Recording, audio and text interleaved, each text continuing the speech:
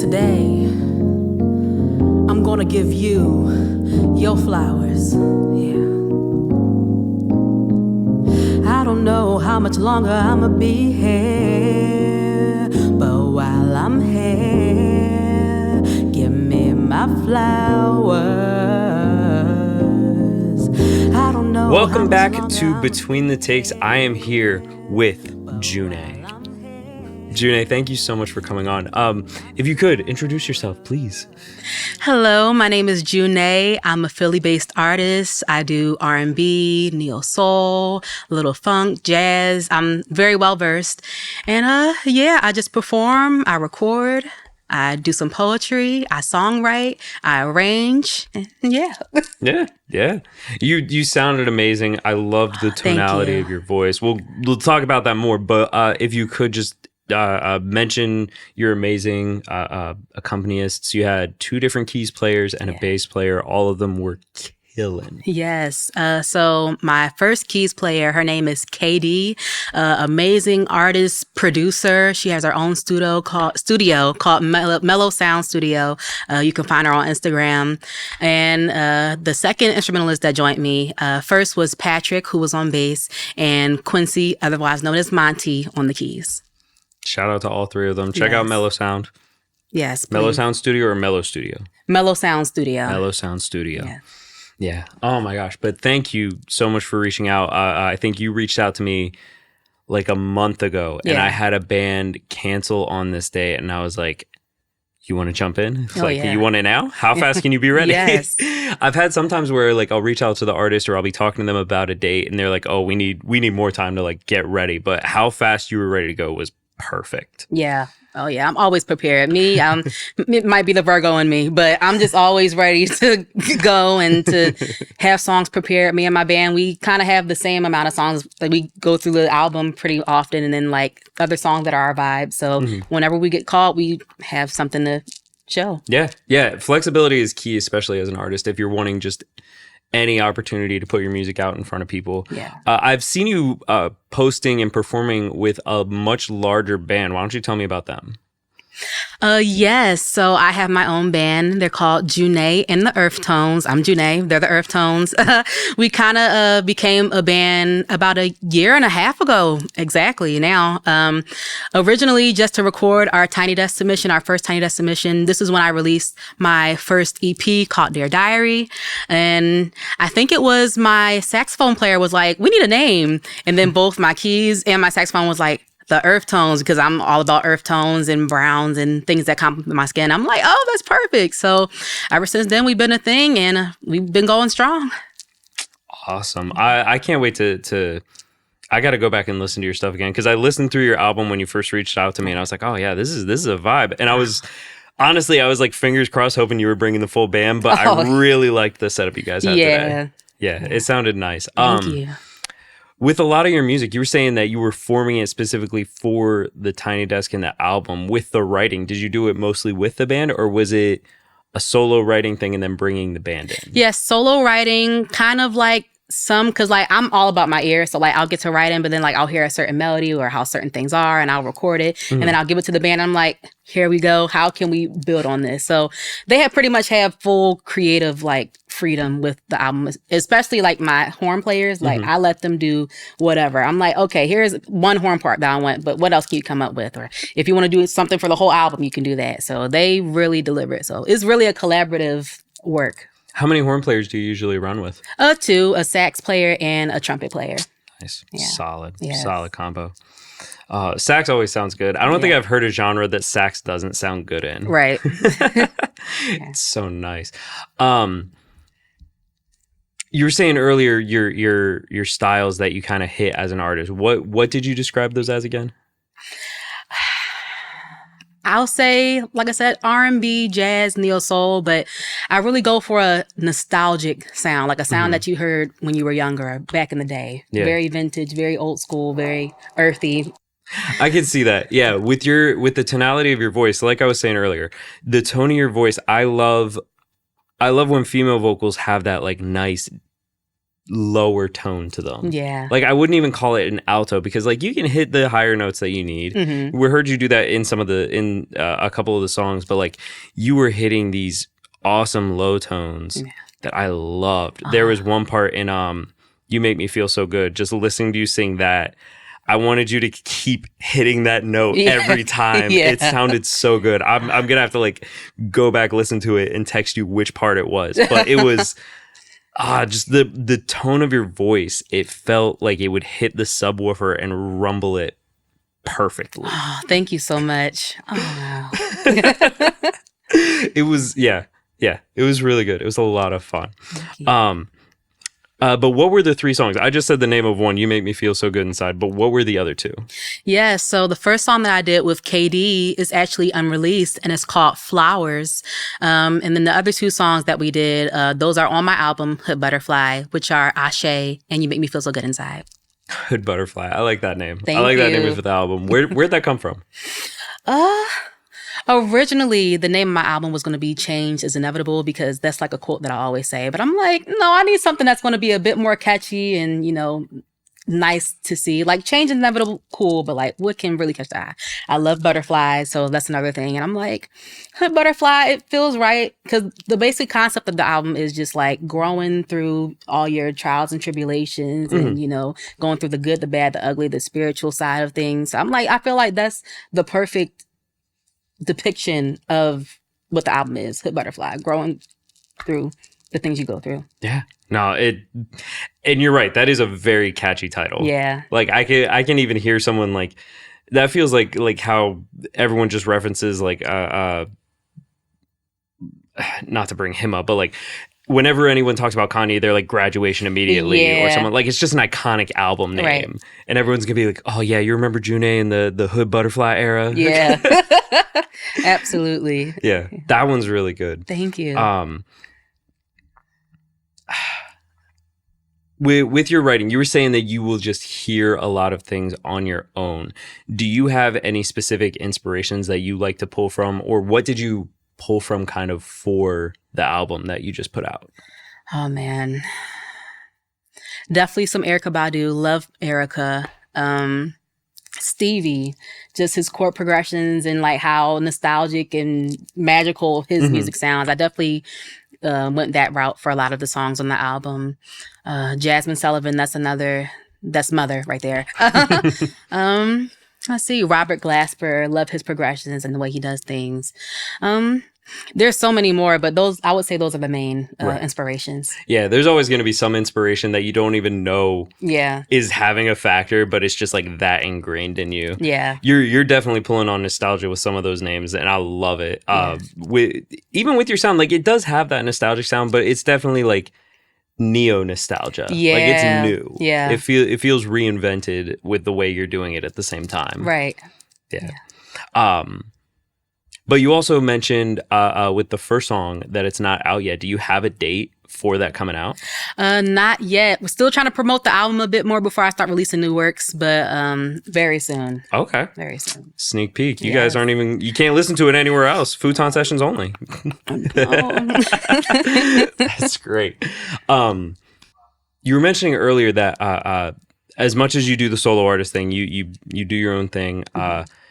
I heard you mentioning that you do background vocals for a lot of people, and you got to actually be on main stage at the Roots Picnic. Yes. That's really cool. Who was it you were performing with? Her name is Leah Neptune, amazing artist. I believe she's in LA, but she comes back and forth from Philly, LA.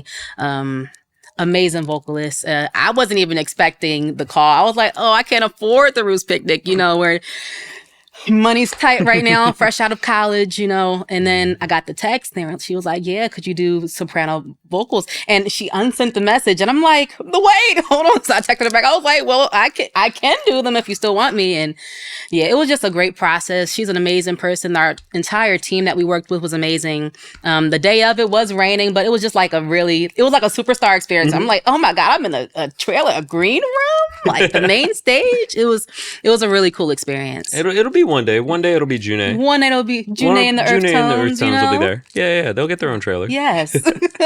How did you get that hookup? So apparently she already knew me. I followed her because I saw one of her performances at Rec Philly, and I loved her voice. But apparently we went to the same school, RIP U Arts. We both went to U Arts together, not at the same time, but she seen me around and she knew about me, so she reached out, and I'm so grateful. Oh man, I feel like I hear about University Arts at least like every 3 sessions, every 3 like between the takes, someone has some hurt behind that. Yeah. That's rough. Yeah. R.I.P. You got out just in time though. Just in time. And I actually, it was my senior year when they closed, but I ended up going to Temple, which, you know, it worked out. It worked out. It really worked out. Yeah, so. Temple's also got like a great music program. I know a ton of really great musicians who came out of there and who are currently in there. Like, it's nuts. Yeah. What was it you were studying specifically? In U Arts or in Temple? U Arts and then Temple. In U Arts, I was a vocal performance major and a music business, entrepreneurship, and technology minor. And then when I got to Temple, I was a jazz performance major. Gotcha. With the music entrepreneurship, like what all does that entail? Like I'm curious because it is something that's important, but I think most people don't really know how to define it. Definitely more on how to read your contracts before you sign anything, W-9s, how to brand yourself as an artist, how songwriting. I mean, songwriting was its own like major, but that was also entailed in the entrepreneurship. Yeah, that's pretty much the best way to describe it. Yeah, just learning how to treat yourself as the business. Yes. And be able to help someone else if you needed to. Yes. So like it's almost like you could have become a manager for someone, or you can just make sure you're not getting screwed over in your own process. Yeah. Okay. That's great. Yeah. That's I remember taking music business classes in college and I was like, why do I need this? And then I read the book and I was like, I needed this. Yeah. Definitely. Yeah, the W-9 thing especially. Yeah. Like knowing your write-offs, knowing your tax deductions, how to actually like you need to save your money for taxes. Yeah. That catches so many early young musicians like crazy. Yeah, I fell victim to a few things, but definitely like going back into my notes from, you know, the music business classes, I'm like, okay, now I know better for next time. Yeah. Yeah, that's really good to learn. Yeah. Yeah, no, all of that's great. Like it seems like you've got yourself put together so well as an artist in your own creativity, connections. Do you have any tips when it comes to self-promotion in anything? Because I know that is one thing that I always see artists struggling with. That's something I've struggled with the sessions. Like, I know it's a different route for everybody. Yeah. But if you have any like little tidbits or general advice that could be helpful to someone. I'm currently struggling with it right now due to because I can't really do what I want to do because of finances. But definitely being consistent in your promotion. So like if I release the album, so like I'll find one song that I really think is catching people's ear, and I'll just do like a get ready with me video. TikTok, you utilize TikTok. I know people don't like TikTok, but trust me, it puts your stuff out there. Utilizing TikTok, get ready with me videos, behind the scenes vids, just vlogs, your everyday life vlogs. I also I tend to do like covers and stuff because I'm like, yes, I have my own music out, but people want to hear stuff that they're, you know, familiar with. So little covers, finding ways to like merge the covers with my music. I've done that a couple of times. That was pretty cool. I could see that being very cool, especially with the whole nostalgia thing you were talking about. Yeah. You could easily tie in a song that's going to catch someone's ear and they just want to listen because they know that song, and then all of a sudden they're in your song. Yeah. That's smart. I also bought this little camcorder so that I can really get like some vintagey looking like videos to go with, you know, the content. Branding. Yeah. But yeah, just being creative and not being afraid to be your most authentic self in your content. Yes, you want to appease the audience, but like they want to know who you are as an artist, as a person. They want to know that they're more like you than they think. And not being too held up on the likes, because you have to keep promoting to get the likes. And that's something that I'm also learning. Yeah. When it comes to promoting the album, do you feel like it's easier to promote? It's better to promote before or after the release?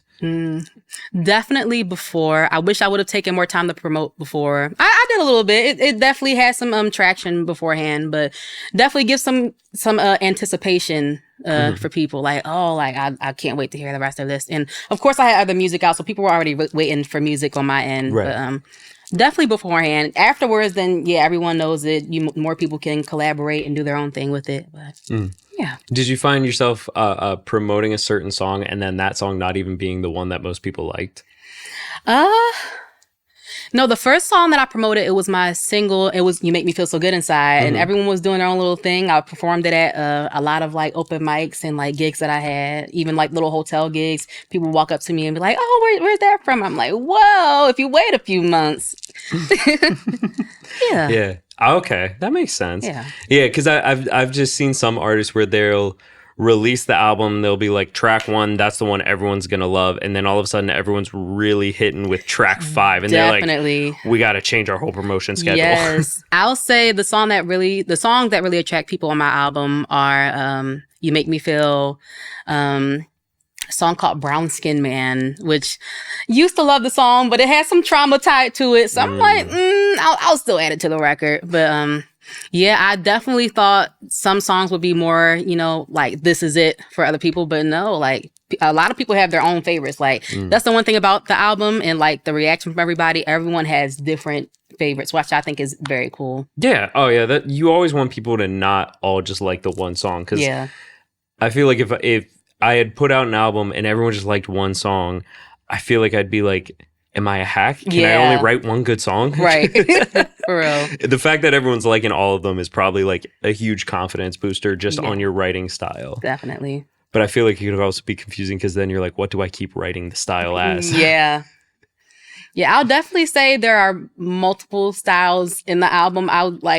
Definitely neo soul, but you hear a little jazz influence. You'll hear a little country in one of the interludes. So I think I might stick with that. Just variety, not being closed in on one genre. Yeah, and even if it's closed in on one genre, it's just a combination of those genres. Yes. Make your own genre. Junee genre. Junee genre.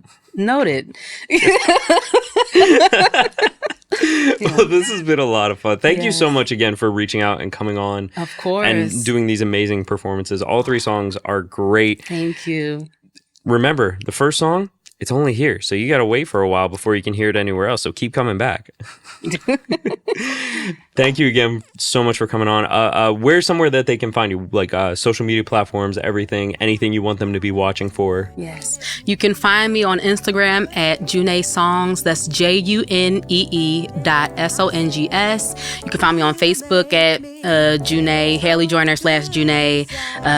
What else? You can find me on Spotify, Apple Music, YouTube, Amazon Music, all the musics, all platforms. I'm everywhere. So yeah. I'm going to try to have links to all that down in the description. If you have Linktree, that'll be there, or whatever the main hub is, that'll be there. But again, thank you so much for coming on. Thank you guys for watching. Please be sure to leave a like, comment, and subscribe. Leave any questions for Junee. I'm sure she'd love to answer questions that you have for her, whether it be about writing, stylistic choices, anything. Just leave a comment. Let us know. Thank you guys so much for watching. And until next time.